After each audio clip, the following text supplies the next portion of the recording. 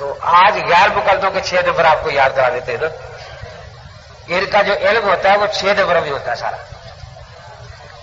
سب سے پہلا نمبر کیا ہوتا ہے؟ وہ کہتے ہیں کہ سب سے پہلے جاتی تم نے سوال کرنا ہے، وہ نہ سوال کرے حنفی.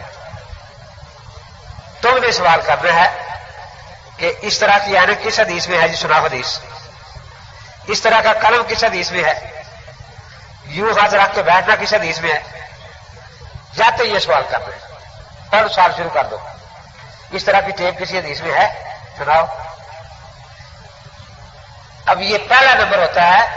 وہ ڈرتے ہیں کہ ہم سے کوئی حدیث نہ پوچھے، اس لیے ان کو پہلے ہوتا ہے کہ تم نے جا کے سوال کا شروع کر دینا ہے. اس طرح کی ٹوپی حدیث میں ہے. اب اس سوال کرنے کے لیے کسی علم کی ضرورت نہیں. آپ 5-6 سال کے بچے کو بھیج دیں ڈاکٹر کی دکان پر، انگلی آ جائے گی ڈیرو بیان کس حدیث میں ہے جی؟ یہ سلفا ڈائزین کس حدیث میں ہے جی؟ کچھ نہیں ہے نا. تو یہ ان کا پہلا نمبر ہوتا ہے. اب ایک سوال کرے گا، پیچھے 2 پیپا بجانے والے ہوتے ہیں. کوئی حدیث نہیں آئی، کوئی حدیث نہیں آئی، کوئی حدیث نہیں. پیچھے ایک اور آ جائے گا، جی حدیث کہاں سے ہے؟ ساری عمر فقہ پڑھتے ہیں، حدیث ہے کہاں سے؟ ساری عمر فقہ پڑھتے ہیں. تو یہ پہلا نمبر ہے. شاگرد نے کہا کہ استاد یہ تو آپ نے ایسی بات بتائی، نہ کسی کو میں کھڑے ہونے دوں گا نہ بیٹھنے دوں گا. کوئی کھڑا ہوگا تو اس طرح کھڑا ہونا کس حدیث میں ہے؟ اس طرح بیٹھنا کس حدیث میں ہے؟ لیکن ایک بات سے میں ڈر بھی رہا ہوں دل میں، کہتا ہے کیا آخر میں بھی میرے پاس بھی کوئی چیز ہوگی، کوئی کام کروں گا تو وہ پوچھیں گے کہ یہ کس حدیث میں ہے. پھر ہم پوچھ سکتے ہیں نا کہ دوسرا نمبر یاد کر لو. کیا کہ جب کوئی تجھ سے پوچھے کہ کس حدیث میں ہے تو فوراً کہو کس حدیث میں منع ہے، کس حدیث میں. اب یہ بھی بوجھ اس پر ڈالنا ہے کہ منع کی حدیث بھی وہی دکھائے.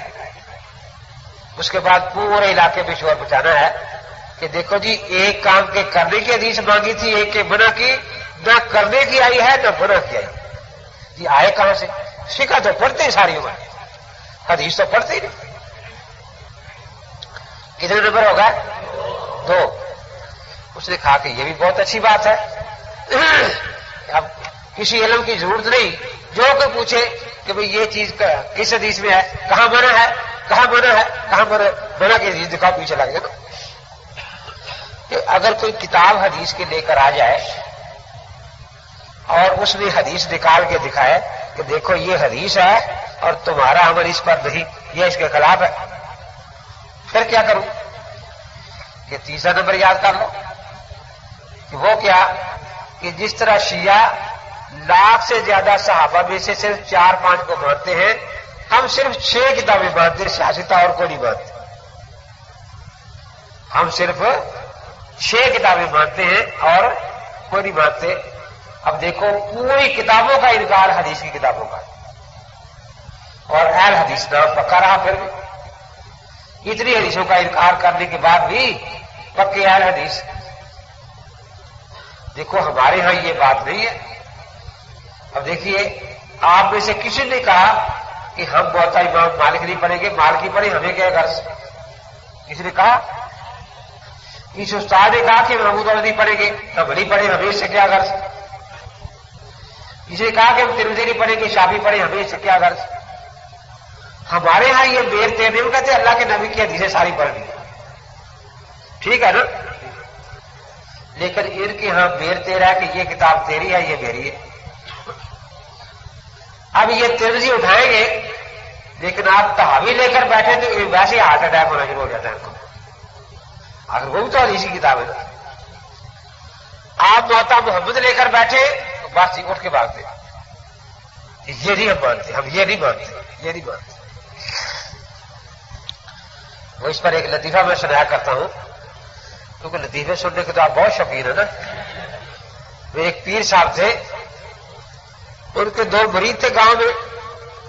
وہ بیچارے مرید آپس میں لڑ پڑے کہیں، گرمی کا موسم.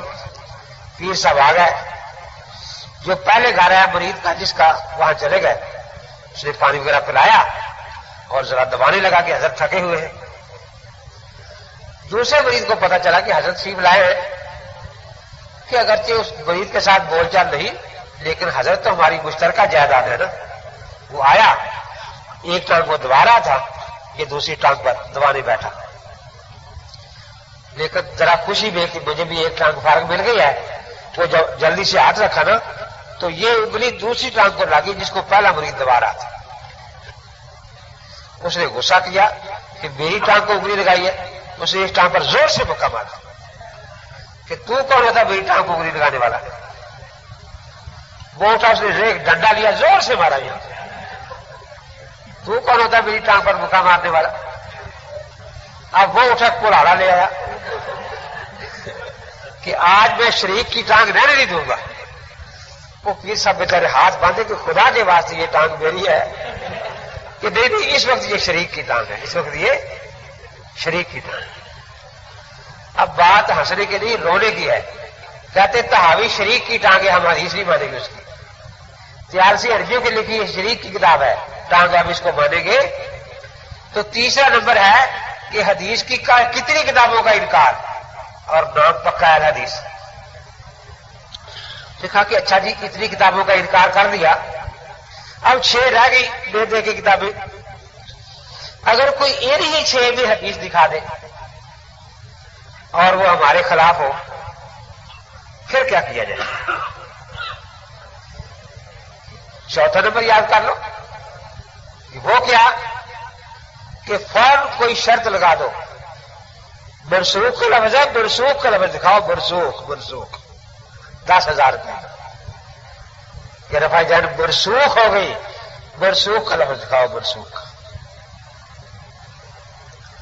اب وہ شرط لگ جائے گی. اب وہ حدیث بیکار گئی بیچاری.